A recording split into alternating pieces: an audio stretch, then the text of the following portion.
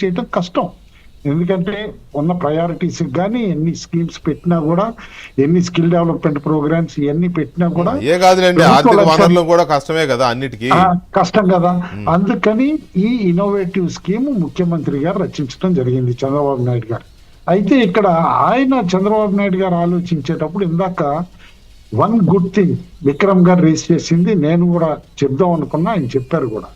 ఒక leader past experience ఏంటి, past thinking ఏంటి నుంచే ప్రెసెంట్ ఐడియాస్ వస్తాయి.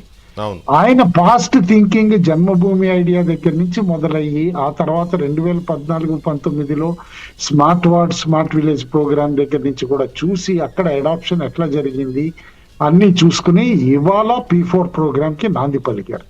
ఇవాళ మన రాష్ట్రంలో 26 జిల్లాలు ఉన్నాయి, 679 మండలాలు ఉన్నాయి.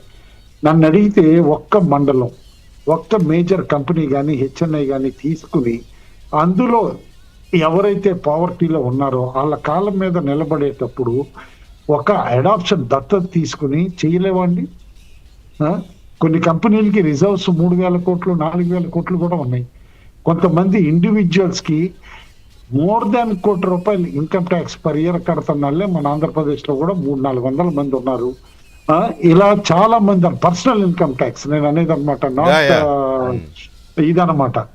కాబట్టి వీళ్ళందరూ ఒక చేయూత ఇచ్చి బడుగు వర్గాల్ని అప్లిఫ్ట్ చేయటానికి ఒక స్టెప్ తీసుకోలేరా అని.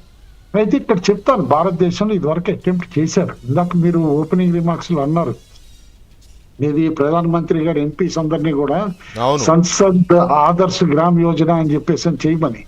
ఇన్ఫాక్ట్ ఆ సంసద్ ఆదర్శ్ గ్రామ్ యోజనలో చాలా మంది మర్చిపోయి ఉంటారు, బట్ పాపులర్ ప్లేయర్ కాబట్టి సచిన్ తెండూల్కర్ మన దగ్గర నెల్లూరు దగ్గర చేసిన ఒక విలేజ్ పాపులర్ కంద్రిగా, అదే పొట్టం రాజు వారి కంద్రిగా అంటారు అనమాట. అదే వైఎస్ చౌదరి గారు అప్పుడు మినిస్టర్ గాని ఎంపీగా కూడా ఉన్నారు, సుజనా చౌదరి గారు. ఆయన పొన్నవరం ఎట్లా అడాప్ట్ చేసుకుని చేశారు, అవును తీసుకున్నారు. ఇట్లా ఇప్పుడు కొన్ని ఏదైతే గనక ఎక్స్పెరిమెంట్స్ ఇది వరకు లీడర్స్ చేశారో, గవర్నమెంట్స్ చేసినాయో, ఆ ఎక్స్పీరియన్సెస్ అన్ని గుర్తు పెట్టుకునే ఇప్పుడు ఈ ప్రోగ్రామ్ చేయటం జరిగింది. ఇందులో ప్రభుత్వం పని ఏంటంటారు, ప్రభుత్వం పని ఫెసిలిటేటర్, మధ్యవర్తిత్వం. ఇప్పుడు ప్రభుత్వం ఏం చేస్తుంది, ఒక సర్వే చేసి ఇనిషియల్ సర్వే 100% రైట్ అని నేను అన్ను. ఎందుకంటే no survey can be 100% perfect. ఎవరన్నా నేను పర్ఫెక్ట్ గా చేశానంటే కనుక అబద్ధం చెప్తున్నారని నేను కూడా అంటాను. ఎందుకంటే you cannot be such a perfect survey specialist. But కొన్ని తప్పు ఒప్పులు ఉన్నా కూడా బై అండ్ లార్జ్ ఒక ప్రామాణిక ఉంది కాబట్టి, మన దగ్గర ఒక సర్వే డాక్యుమెంట్ ఉంది కాబట్టి దాన్ని బట్టి అన్నమాట 10% రిచ్ పీపుల్ ఎవరైతే అనుకుంటున్నామో అదే 10% అనమాట బడుగున ఉన్న 20% పూర్ పీపుల్ కి చేయూతను అందించి, ఇందాక నేను అన్నట్టు అనమాట వాళ్ళ కాళ్ళ మీద వాళ్ళు నిలబడేటట్టు చేయటమే ఈ ప్రోగ్రామ్ లక్ష్యం. రైట్, ఒక్క నిమిషం కుటుంబరావు గారు, ఈ ప్రోగ్రామ్ లక్ష్యం అనేది ఒక క్లారిటీ వచ్చేసింది.